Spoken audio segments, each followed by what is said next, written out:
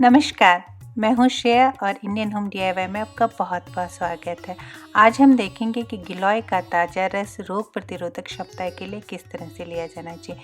Video के अंत में लेने की विधि है। इस वीडियो में 8 जड़ी बूटियों का जो है उपयोग किया गया है, उसमें से 3 आवश्यक हैं, बाकी ऐच्छिक हैं। तो चलिए प्रारंभ करते हैं। सबसे पहले चाहिएगी आपको गिलोय। गिलोय मापने का बहुत आसान तरीका है। 5 वर्ष से उम्र के ज़्यादा लोग इसे ले सकते हैं और अंगूठे की नाप की चौड़ाई और मोटाई के हिसाब से आपको गिलोय चाहिए।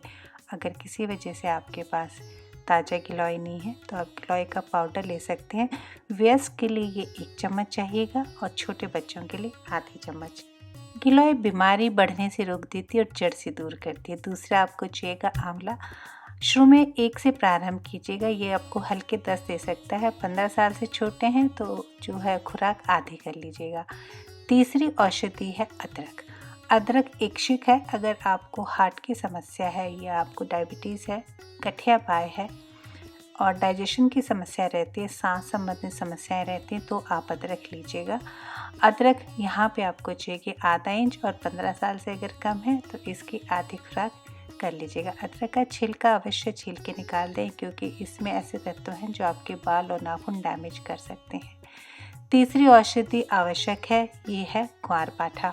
ग्वारपाठा आपको चाहिए तकरीबन जिससे आपके 3 से 4 चम्मच जूस निकल जाए। छील लीजिएगा और छीलने से पहले आप ग्वारपाठे को थोड़ी देर पानी में भिगो के रख दीजिएगा, कम से कम आधा घंटा, ताकि उसके विषैले तत्व जिनसे दस्त लगता है वो निकल जाए। अगली औषधि है कच्ची हल्दी। ये ऐच्छिक है। अगर यूट्रस, ओवरी में गांठें हैं, सिस्ट है, पीसीओएस है, पीसीओडी है या आपको कमजोरी रहती है, इसके अलावा खून संबंधित विकार हैं, हड्डियां संबंधित विकार हैं, तो आप हल्दी लीजिएगा। लेकिन अगर मधुमेह है तो हल्दी मत लीजिएगा, क्योंकि 3 दिन में मधुमेह इससे ठीक होना प्रारंभ करता है और फिर आपका ब्लड लेवल जो शुगर का वो गिर जाएगा। अगली जो औषधि है वो है तुलसी जी के पत्ते। तुलसी जी के पत्ते और अदरक आप अवश्य साथ में लीजिएगा, क्योंकि स्वास्थ्य से संबंधित सभी समस्याओं और पेट के लिए बहुत अच्छी है। और अदरक और तुलसी जी अगर आप साथ में लेते हैं तो पेट में जो यूट्रस है, पेट के जो ऑर्गन्स है जिसमें लीवर शामिल है, उनके लिए बहुत अच्छा है। अगली है दालचीनी। दालचीनी अगर आपको मधुमेह है या कि हृदय में कोई समस्या है, धमनियों में कोई समस्या है, तो आप दालचीनी लीजिएगा। अगली औषधि है काली मिर्च। काली मिर्च आवश्यक इसलिए कि जितनी भी औषधियाँ हैं इनको शरीर अवशोषित कर ले, उसके लिए आपको काली मिर्च चाहिएगी। सबसे पहले आप आधा इंच से भी कम टुकड़ा एक तरफ का, यानी जिसमें आधी चम्मच दालचीनी तैयार हो जाए, उतना लकड़ी का टुकड़ा मिक्सी के जार में डाल दीजिए। क्रम आप बनाने का जूस यही रखिएगा। कभी भी बहुत सारी दालचीनी या काली मिर्च पीस के प्लीज़ मत रखिएगा, इनके तेल उड़ जाते हैं और ये बेगर गुनगी हो जाती हैं। इसमें डाल दीजिए 1 चम्मच छोटे काली मिर्च के तकरीबन 20 नग होते हैं। अच्छे से पीस लीजिए और इन्हें छानने की आवश्यकता नहीं है। अब इस जार से आप उस कप में निकाल दें जिसमें आप जूस पिएंगे। अब इसी जार के अंदर हम सबसे पहले पीस लेंगे धृत कुमारी को, यानी ग्वारपाठा या एलोवेरा। इसमें आप पानी प्लीज़ मत मिलाइएगा। धृत कुमारी आसानी से पिस जाती हैं, ज़्यादा समय नहीं लेंगी, मुश्किल से 10 सेकेंड। और फिर आप जिस कप में पिएंगे, जिसमें हमने पहले से दालचीनी और काली मिर्च डाली है, उसमें इसको आप खाली कर लीजिए। धृत कुमारी हम बाकी औषधियों के साथ इसलिए नहीं पीसेंगे क्योंकि इसे हमें छानना नहीं है। छानने से इसके जो पौष्टिक तत्व हैं वो जो है चलने के अंदर ही रह जाते हैं। अब एक बात अति आवश्यक है कि धृत कुमारी के पत्ते को कम से कम 1 से 2 घंटे आप साफ पानी में रखें, ताकि दस्त देने वाले इसका पदार्थ निकल जाए। अब बारी है बाकी औषधियों को पीसने का। गिलोय छील लीजिए और लंबे पतले टुकड़ों में काट लीजिए। आंवले को छोटे टुकड़ों में काट लीजिए। अदरक और हल्दी को छील लीजिए और माप के मुताबिक इन्हें काट के पानी में से अच्छे से धो लीजिए। और अब बारी है इन्हें मिक्सी के जार में डाल के पीसने की। पीसते समय आप थोड़ा सा पानी चाहें तो जब वो दरदरी आपको दिखने लगे डाल दीजिए, लेकिन अगर आंवले में काफ़ी रस है तो आपको जो है पानी नहीं मिलाना पड़ेगा। ये निर्भर करेगा कि जो आपके जड़ी बूटियाँ उनमें पानी का जो तत्व है वो कितना है। और आपकी औषधि अब पीस के तैयार है। इन्हें हम छान लेंगे किसी छलनी की मदद से। एक बात का आप ज़रूर ध्यान रखिएगा कि यदि आप हल्दी काम में ले रहे हैं तो आपके मिक्सी के जार में से हल्दी का फिर रंग निकलना थोड़ा मुश्किल होगा, यानी जो आपका प्लास्टिक का जार है वो हल्दी का रंग पी लेगा और चलनी भी हल्दी का रंग पी लेगी। तो आप अगर प्रतिदिन हल्दी का उपयोग कर रहे हैं तो इन्हीं बर्तनों को आप काम में लीजिएगा। किसी भी प्लास्टिक की चलनी में आप इन्हें छान लीजिए और थोड़ा सा दबा दबा के इनका रस निकाल लीजिए। आप चाहें तो पतला कपड़ा भी काम में ले सकते हैं, लेकिन अगर प्रतिदिन बनाना है तो आप चलनी का उपयोग कर सकते हैं। इसमें खुशबू बहुत अच्छी आती है, यानी कि अगर आपको दवाई वाली खुशबू से परहेज है तो बिल्कुल वैसा नहीं है। रंग इसका बहुत खूबसूरत होता है और जब आप इसे बना के पीते हैं तो आपके शरीर और मस्तिष्क में एक जिसे कहते हैं ना प्रवाह होता है कि अब मेरा शरीर स्वस्थ हो रहा है, मेरा मस्तिष्क स्वस्थ हो रहा है। और ये सभी जड़ी बूटियाँ मिलके आपके शरीर को पुनः निरोगी कर देती हैं।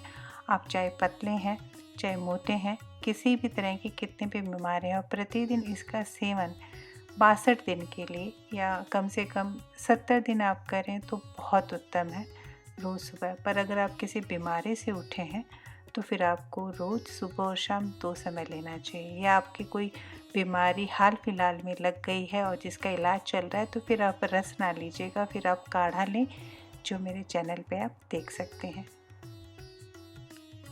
अब बात कर लेते हैं तुलसी जी कैसे लेनी है। तो तुलसी जी आप एक घूंट लें और एक तुलसी जी का पत्ता निगल लीजिएगा। इसे कृपया करके मिक्सी में ना पीसें और ना ही चबाएं। तुलसी जी इस तरह से उपयोग में लेनी वर्जित है शास्त्रों के मुताबिक भी और स्वास्थ्य दृष्टि से भी, क्योंकि ये दांतों को गला देती है। तो एक घूंट आप इसका रस कर लें और एक तुलसी जी के पत्ते को आप निगल लें। कब लेना है ये? आपको ये सुबह खाली पेट लेना है और कृपया करके ब्रश मत कीजिएगा। बगैर ब्रश किए, बगैर मंजन किए आपको लेना है, क्योंकि ब्रश के केमिकल अगर पहले पेट में चले जाएंगे ना लीवर में चले जाएंगे तो फिर वो लीवर में कोटिंग कर देते हैं और ये सारी जड़ी बूटियों का रस आपका लीवर जो है भली भांति अवशोषित नहीं कर पाएगा। ये जो जड़ी बूटियां हैं जिसमें गिलोय आपकी बीमारी को जड़ से रोक देती है और दूर कर देती है। एलोवेरा यानी धृत कुमारी जी जो है बीमारी की वजह से जो नुकसान हुआ है शरीर में उसे तेज़ी से रिपेयर करना प्रारंभ करती है। विटामिन सी आपको शक्ति देता है, यानी आंवला आपको शक्ति देता है और खून को बढ़ा देता है।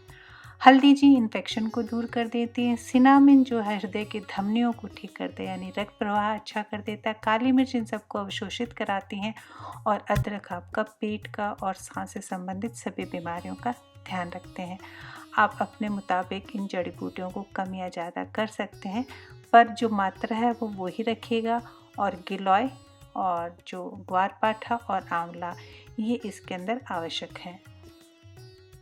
अब मैं आपसे एक अति आवश्यक बात करना चाहती हूँ कि अगर आप दालचीनी का जो है स्वाद आपको पसंद नहीं और आप शहद लेना चाहें तो कृपया करके इस तरह का दानेदार शहद लें। ये काफ़ी महंगा होता है नॉर्मल शहद के मुकाबले। क्या आप जानते हैं कि आजकल जो है गुड़ की भेलियाँ या गन्ने के जो बचा हुआ जो कचरा होता है रस निकलने के बाद वो मधुमक्खियों के छत्तों के सामने रख दिया जाता है और जिससे वो तेज़ी से शहद बनाती हैं, तो शहद आपको गुण नहीं करता है। तो इस तरह का जो दानेदार शहद है अगर आपको ये कहीं से मिल जाए या आप इसे जो है अच्छे से तपास करके खरीद सकते हैं, तो इस शहद की 1 चम्मच और भी ज़्यादा आपके लिए गुण देगी। एक बार मैं ये शहद पहचानना आपको बता देती हूँ। ये जो है बिल्कुल इस तरह से होता है जैसे घी होता है ना हमारा जो जम जाता है, और जब आप इसे हथेली पे रगड़ेंगे तो अपने आप ये जो है मुलायम हो जाता है, यानी घी की जैसे पिघल जाता है। आप मुझसे पूछेंगे कौन कौन सी बीमारियां ये रस ठीक करेगा। जो भी बीमारियां वात पित्त कफ के असंतुलन से हुई हों, चाहे किसी तरह का इन्फेक्शन हो, उन सभी को ठीक करेगा। अगर आप इस तरह की बीमारियों से जूझ रहे हैं तो कम से कम 1 महीना सुबह और शाम दोनों समय लें और इसकी दुगनी खुराक बना लें। 1 आप सुबह पी लीजिए और बाकी आप फ्रिज में इस तरह के कंटेनर में बंद करके रख दीजिएगा। लेकिन जब आप इसे पिएं तो इसमें फ्रिज में से निकालने के बाद में आधा कप गर्म पानी मिला दें, ताकि इसका जो है टेम्परेचर है यानी तापमान है वो कमरे के तापमान के बराबर हो जाए। एक बार फिर दोहरा लेते हैं। सुबह खाली पेट लेना है बगैर मंजन किए हुए और शाम को भी अगर आप ले रहे हैं तो 4 बजे तक ले लीजिएगा। गर्भवती माताएं और दूध पिलाने वाली महिलाएं इसे कृपया करके ना लें। अगर बुखार, सर्दी, खांसी, जुकाम आपको चल रहा है तो जूस की बजाय आप काढ़ा लीजिएगा। कितने दिन स्टोर कर सकते हैं? नहीं, आप इसे कृपया करके स्टोर मत कीजिएगा। सुबह और शाम का आप बना लीजिए और इससे ज़्यादा आप इसे मत बनाइएगा। उम्मीद है कि मैं आपकी इस वीडियो के माध्यम से कोई सेवा ज़रूर कर पाई हूँ। अगर आपको ये रेमेडी रेसिपी जो है गिलोय जूस की अच्छी लगी हो तो साझा ज़रूर कर दीजिएगा ताकि औरों की मदद हो सके। कमेंट करके ज़रूर बताइएगा कि आपको वीडियो कैसा लगा। चैनल सब्सक्राइब नहीं किया तो प्लीज़ कर दीजिएगा। अपना ध्यान रखिए, सुंदर लगें और स्वस्थ रहें। मैं जल्दी मिलूँगी इसी तरह के नए वीडियोज़ के साथ। तब तक नमस्कार।